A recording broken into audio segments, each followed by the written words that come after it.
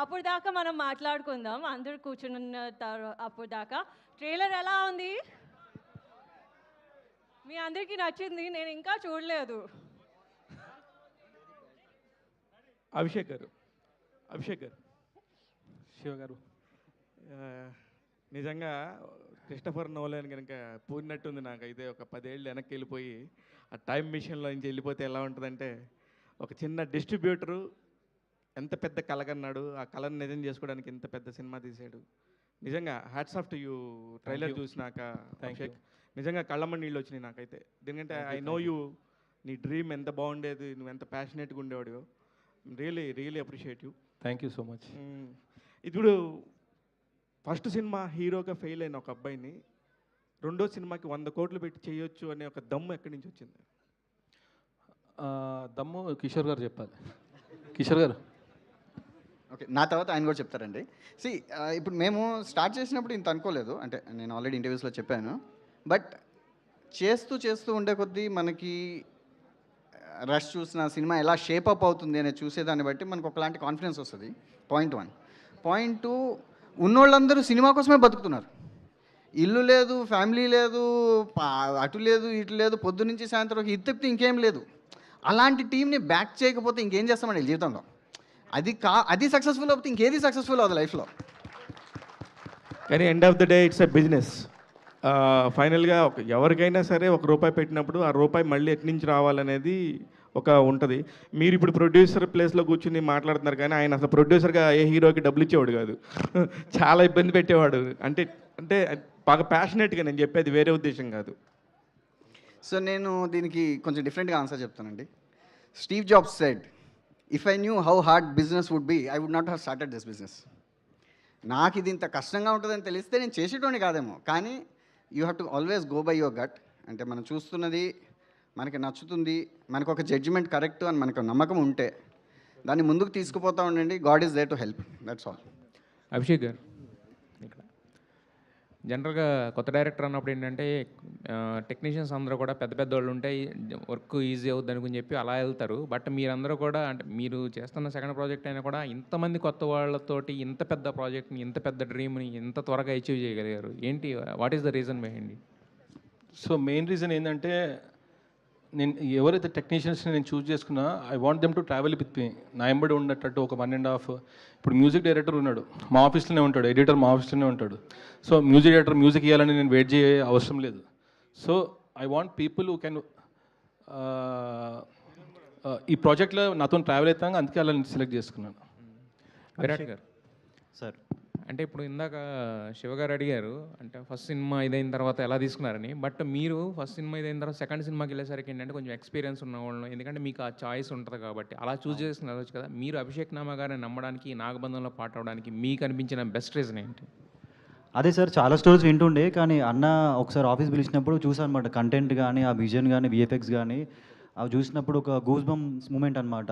ఇప్పుడు మీరు చెప్పారు కదా మీ కళ్ళలో నీళ్ళు తిరిగినాయి అని, సో నాకు అదే ఫీలింగ్. సో నన్ను నమ్మి నా మీద ఇలాంటి ఒక స్టోరీ అనేది నేను కూడా అలానే ఫీల్ అయ్యాను. నాకు కూడా కళ్ళలో నీళ్ళు తిరిగాయి అనమాట. సో అలానే చేశాను. అభిషేక్ గారు సార్, రాంబాబు గారు హాయ్.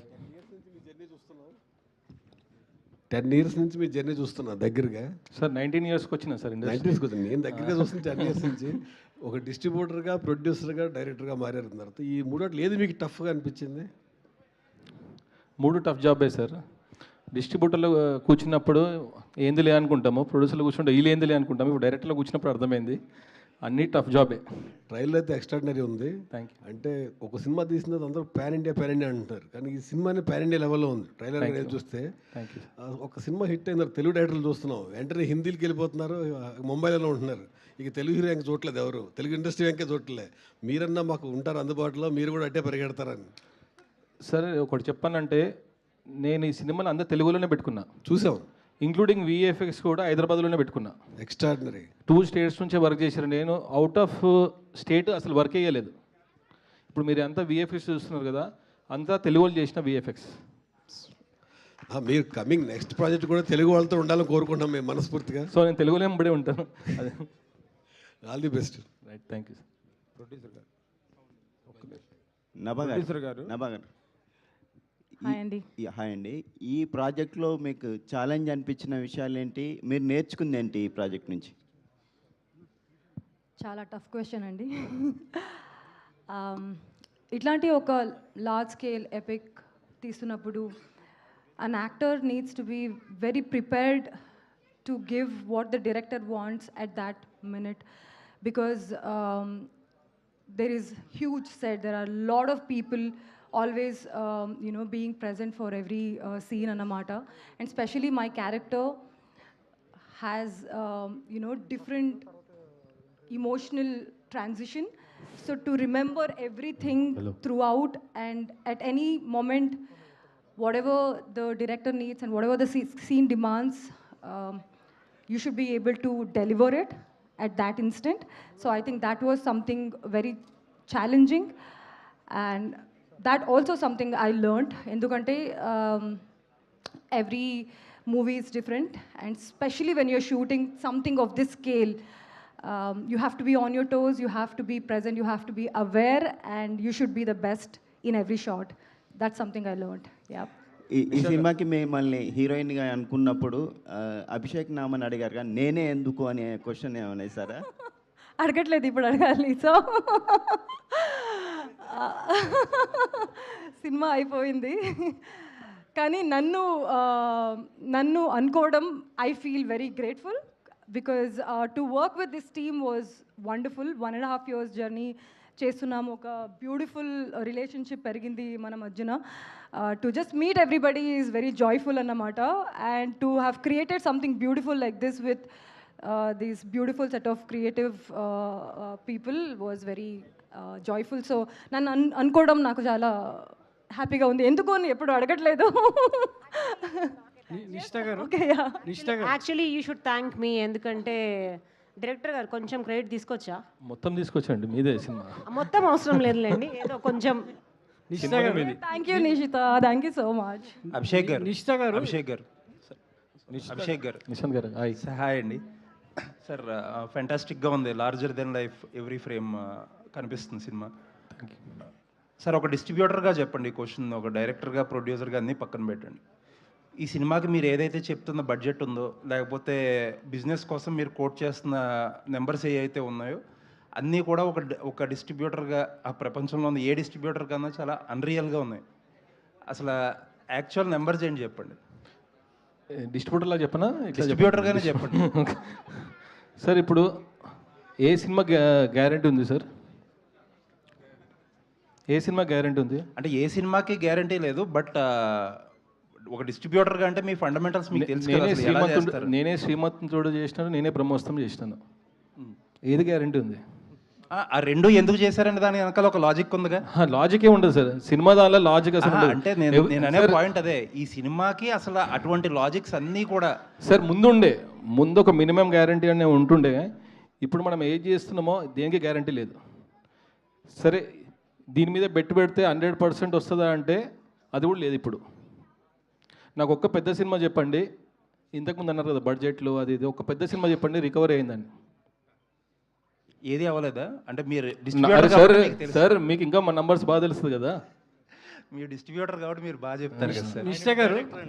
నిషిత గారు మీకు ఈ ప్రాజెక్టు ఫస్ట్ మీ దగ్గరికి వచ్చినప్పుడు అభిషేక్ గారు డ్రీమ్ అవ్వచ్చు, విజన్ అవ్వచ్చు, ఆయనకు ఉంటుంది, బియాండ్ ఇమాజినేషన్ ఆయన వెళ్ళొచ్చు. ఒక నిర్మాతగా మీకు ఎక్కడ కాన్ఫిడెన్స్, గట్ ఫీలింగ్ వచ్చింది ఇది ఖచ్చితంగా beyond limits, beyond the imagination cinema వస్తుంది అవుట్పుట్ అని? ఏ పాయింట్లో మీరు ఎక్కువ కాన్ఫిడెన్స్ని తీసుకోగలిగారు? అంటే ఫస్ట్ కలిసింది కిషోర్ గారు అండి, అభిషేక్ గారిని. సో అక్కడ ఆయన already strong pre production work చేస్తున్నారు, almost like 1 year sitting in the same room. చెప్పారు కదా ఫ్యామిలీ లేకుండా ఇక్కడ అందరు మొత్తం టీం అంతా అలానే బతుకుతుంది.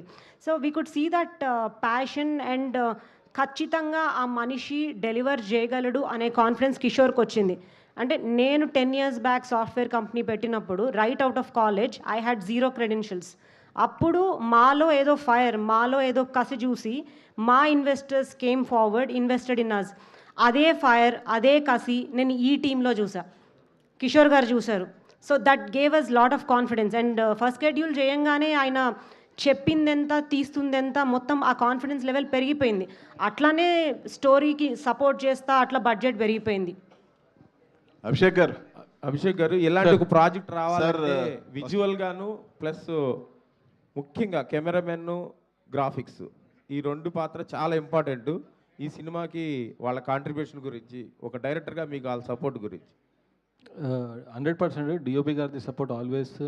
డిఓపి గారు కాదు, art director, DOP, all the technicians support లేని ఇంత పెద్ద సినిమా తీయలేమండి. ఫస్ట్ అందరూ దీనిలో జీవించేస్తేనే ఇట్లాంటి అవుట్పుట్ వస్తుంది.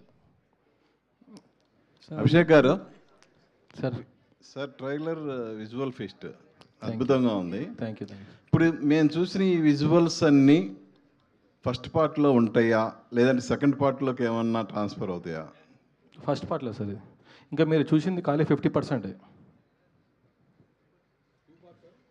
అభిషేక్ గారు ఇక్కడ అభిషేక్ గారు సార్. సో ఇప్పుడు ట్రైలర్ చాలా అమేజింగ్గా ఉంది. డిజిటల్ వరల్డ్లో నుంచి డివోషనల్ వరల్డ్లోకి తీసుకెళ్తున్నారు ఆడియన్స్ అందరినీ. చాలా అద్భుతంగా చూడబోతున్నాం సినిమా. ఏంటి సార్ మీ ధైర్యం ఈ సినిమా ఇంతలా తీయాలి అంటే? ఇన్వెస్టర్స్ ఉన్నారు కదా అని సినిమా తీయడం వేరు, ఇలాంటి కథ చెప్పాలి, ఇలాంటి పాయింట్ ఆడియన్స్కి ఇవ్వాలి అనేది ఒక పాయింట్ వేరు. సో ఏంటి ఈ ధైర్యం మీకు? సార్ నా ధైర్యం ఏంటంటే ఆడియన్స్ సార్ ప్రతిసారి మంచి సినిమాని ఆదరిస్తారనేసి నాకు ఆ ధైర్యం ఉంది సార్. ఇప్పుడు ఈ బిగ్ స్క్రీన్ ఎక్స్పీరియన్స్ ఉన్న సినిమాలని ఆడియన్స్ చూస్తున్నారు. సో అంటే ఇది డ్రీమ్ 10 years బ్యాక్ అన్నారు, అప్పుడు తీయలేకపోయారా ఎట్లా ఏంటి అది ఇప్పుడు తీయడానికి? 10 years బ్యాక్ ఏం కదండి. డెవిల్ తర్వాత ఆలోచన వచ్చింది సార్. 12 monthsలో సినిమా తీసినాను. ఇది 108 daysలో సినిమా తీసినాను. ఓకే. విరాట్ గారు 108, 107 సింగిల్ పార్ట్. ఓకే. విరాట్ గారు అంటే ఒక డివోషనల్ ఫీలింగ్ అనేది కనిపిస్తుంది సినిమా అంతా. మీరు ఇందాక అన్నారు మన పురాతన ఆలయాల గురించి వాటి గురించి అంతా ఏంటండి అంటే మీకు పర్సనల్గా ఒక డివోషనల్ కనెక్టివిటీ అంతవరకు ఉంది ఈ సినిమా రావటం, మీకే రావటం వెనక ఆ కనెక్షన్ ఎలా చూస్తారు మీరు? అంటే ఫస్ట్ నుంచి ఆ దేవుడు అంటే ఇష్టం ఉందండి, కానీ ఈ సినిమాకి కొంచెం ఎక్కువ అయిపోయింది అనమాట. ఎందుకంటే ఆ ప్రాసెస్లో మీరు ఆ క్యారెక్టర్ చూస్తున్నారు కదా, ఆ ఎనర్జీ క్యారీ చేయడం అని అదంతా కూడా అంత ఈజీగా రాదని నేను బిలీవ్ చేస్తాను అనమాట. ఇప్పుడు మీరు అందరూ కూడా ఇంత ప్రేజ్ చేస్తున్నారు కదా, ట్రైలర్ బాగుంది, లుక్ బాగుందని చెప్పేసి. సో ఆ క్యారెక్టర్ కోసం బాగా దేవుని గురించి చదవడం కానీ బుక్స్ కానీ అదంతా చేసినప్పుడు ఆ ప్రాసెస్లో దేవుడికి చాలా దగ్గర అయ్యానమాట.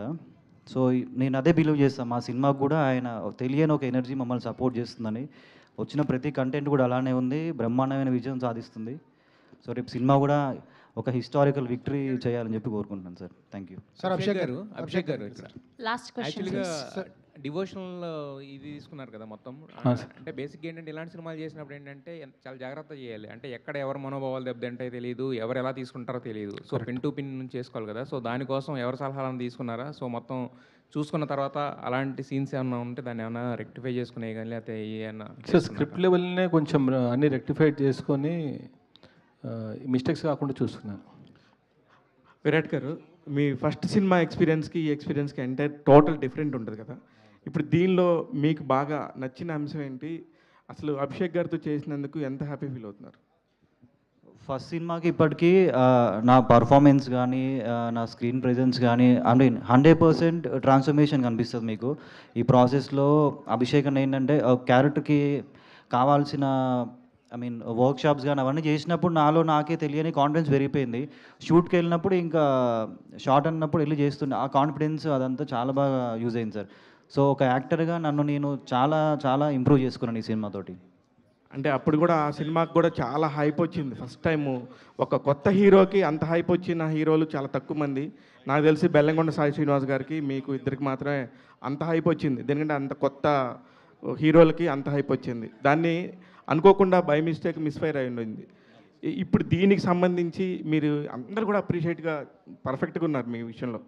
అందుకని నేనేమంటున్నానంటే ఇప్పుడు దీనికి సంబంధించి ఎన్ని రోజులు కష్టపడ్డారు, ఎంత కష్టపడ్డారు, దానికంటే ఇది ఎంత బెటర్గా వచ్చింది అనేది మీ ఫీలింగ్?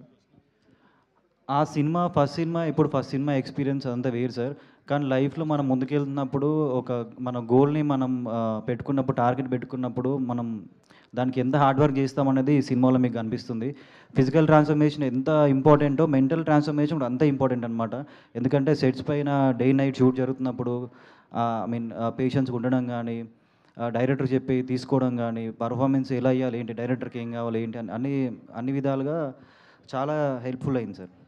సార్ అభిషేక్ గారు ఇక్కడ లాస్ట్ క్వశ్చన్ ప్లీజ్. సార్ బ్రహ్మ కమలం గురించి చాలా గొడవ జరిగింది ఇందా ట్రైలర్ చాలా బాగుంది. బట్ బ్రహ్మ కమలం పువ్వు అనేది సాధారణంగా దొరికేస్తుంది ఇప్పుడు హిమాలయాల్లో, ఇప్పుడు ఈజీ యాక్సెస్ అయిపోయింది.